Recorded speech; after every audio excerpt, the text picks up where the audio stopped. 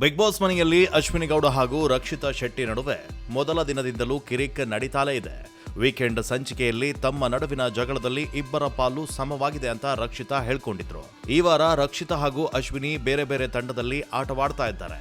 ಟಾಸ್ಕ್ನಲ್ಲಿ ರಾಶಿಕಾ ಶೆಟ್ಟಿ ಮತ್ತು ರಘು ಕಂಬವೊಂದನ್ನ ಹಿಡಿದುಕೊಂಡು ನಿಂತಿರ್ತಾರೆ. ಈ ಕಂಬವನ್ನ ಬಿಡುವಂತೆ ಎದುರಾಳಿಗಳು ಮಾಡಬೇಕು. ಈ ಸಂದರ್ಭದಲ್ಲಿ ಅಶ್ವಿನಿ ಗೌಡ ರಾಶಿಕಾಗೆ ಎದುರಾಳಿಯಾಗಿರ್ತಾರೆ. ಸ್ಪರ್ಧಿಗಳು ನೀರು ಎರಚುವ ಮೂಲಕ ಅಥವಾ ಅವರಿಗೆ ಕೋಪ ಬರುವಂತೆ ಮಾಡಿ ಕಂಬವನ್ನ ಬಿಡುವಂತೆ ಮಾಡಬೇಕಾಗಿರುತ್ತೆ. ಈ ವೇಳೆ ರಾಶಿಕಾ ಶೆಟ್ಟಿಯನ್ನ ಉದ್ದೇಶಿಸಿ ಮಾತನಾಡಿದ ಅಶ್ವಿನಿ ಗೌಡ ಆಟದ ಬರದಲ್ಲಿ ಯಾವುದೇ ವ್ಯಕ್ತಿತ್ವವನ್ನ ಕೆಳಗಿಡಬಾರದು ಅಂತ ಟಾಂಗ್ ಅನ್ನ ನೀಡ್ತಾರೆ. ನಂತರ ರಾಶಿಕಾ ಮೇಲೆ ಸಾಬೂನಿನ ನೀರನ್ನ ಸುರಿಯುವ ಮುನ್ನ ಅಶ್ವಿನಿ ಗೌಡ ಕ್ಷಮೆಯನ್ನ ಕೇಳಿ ಆಟವನ್ನ ಆರಂಭಿಸ್ತಾರೆ. ಈ ಮಾತುಗಳನ್ನ ಕೇಳಿ ರಕ್ಷಿತಾ ಆಶ್ಚರ್ಯಗೊಳ್ತಾರೆ. ಟ್ರಬಲ್ ಮಾಡಿಕೊಂಡು ಬಂದವರಿಗೆ ಟ್ರಬಲ್ ಮಾಡೋಕೆ ಆಗಲ್ವಾ? ಈಗ ಇವರಿಗೆ ಟ್ರಬಲ್ ಮಾಡೋದಕ್ಕೆ ಮನಸ್ಸಿಲ್ವಾ? 2 ದಿನದಲ್ಲೇ ಒಳ್ಳೆಯವರಾಗಲು ಸಾಧ್ಯನಾ ಅಂತ ಪ್ರಶ್ನೆ ಮಾಡುತ್ತಾ ರಕ್ಷಿತಾ ತಲೆ ಕೂದಲನ್ನ ಕೆರೆದುಕೊಳ್ತಾರೆ. ಕೊನೆ ಕ್ಷಣದಲ್ಲಿ ಸ್ನೇಹ ಬೆಳೆಸೋಣ ಅಂತ ಅಂದ್ಕೊಳ್ತಿದ್ದೀನಿ ಅಂತ ಅಶ್ವಿನಿ ಗೌಡ ತಿರುಗೇಟನ್ನ ನೀಡ್ತಾರೆ. ಈ ವಾರ ಮನೆಯಿಂದ ಹೊರ ಹೋಗಲು ಧನುಷ್ ಹೊರತುಪಡಿಸಿ ಎಲ್ಲ ಸ್ಪರ್ಧಿಗಳು ನಾಮಿನೇಟ್ ಆಗಿದ್ದಾರೆ.